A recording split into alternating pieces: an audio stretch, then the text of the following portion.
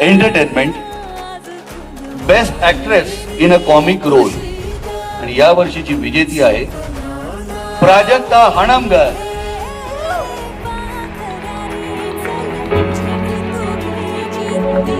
23 वर्षांहून अधिक कारकिर्दीत मराठी दूरदर्शन, नाटक आणि चित्रपट सृष्टीत आपले दमदार अभिनय, अचूक विनोदी टायमिंग आणि सामाजिक भानामुळे मराठवाडा बुलेट म्हणून ओळख निर्माण करणाऱ्या या बहुआयामी अभिनेत्रीने प्रेक्षकांच्या मनात खास स्थान मिळवले.